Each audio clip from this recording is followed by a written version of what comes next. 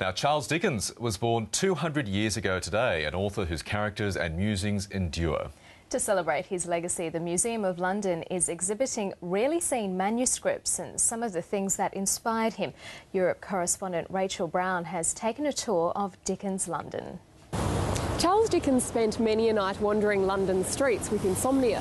One of his local haunts lies just outside the doors of the Museum of London's Dickens exhibition. Its curator, Alex Werner, joins me now. Nice to meet you. Hi. What role did this market play in Dickens' life?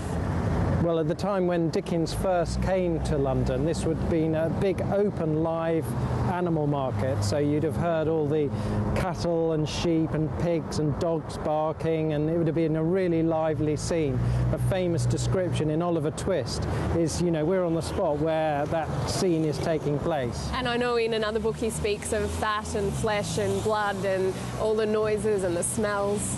Dickens a great campaigner against this market because it was so horrid. You know, the slaughterhouses were right alongside the market and the sort of blood was flowing down the streets. And during his lifetime he saw this place transformed and the big new meat market was built here with, you know, not the live market anymore. That was at the edge of the city. And London was almost a living, breathing character of its own in Dickens' novels, wasn't it?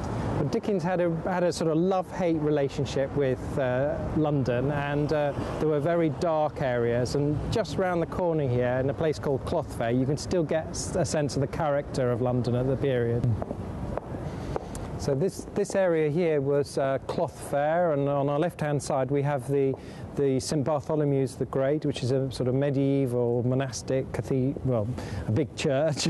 And on the right side we have these survivals from the 17th and 18th century. And this is an area that Dickens would have known really well, right by the Smithfield meat market, so very much somewhere he might have come at night time to walk along the streets of London. And a journalist once said about Dickens that because photography was in its infancy, Dickens was a correspondent for posterity.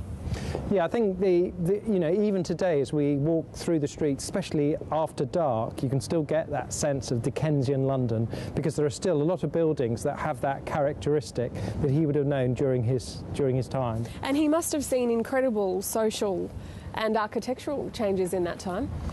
A lot of the buildings were, if not falling down, were being demolished and new buildings were being put up in their place. So yeah, he saw lots and lots of change, the building of the embankment, new buildings, new city offices, things like that. A lot of change in this period. And he was a big social campaigner as well, wasn't he? He was very, very worried about the poor housing conditions of the poor in London, and you get that in his novels as well as in his journalism. He's really trying to get government to do something to alleviate the condition of the poor. And a lot of that features in your exhibition at the moment, so I'd like you to show me some items. Yeah, come and have a look. We have here a painting of Cremorne Gardens. This was one of the pleasure gardens that Dickens visited. Mm-hmm. Covent Garden, really at the centre of Dickens's world. He loved the buzz and the colour of the fruit and vegetable market.